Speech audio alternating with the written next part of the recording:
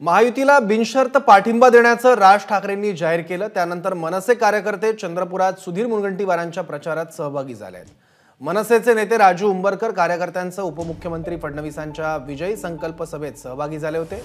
यावेळी महायुतीच्या उमेदवाराला विजयी करण्यासाठी मनसे पूर्ण प्रयत्न करेल असं राजू उंबरकरांनी म्हटलंय।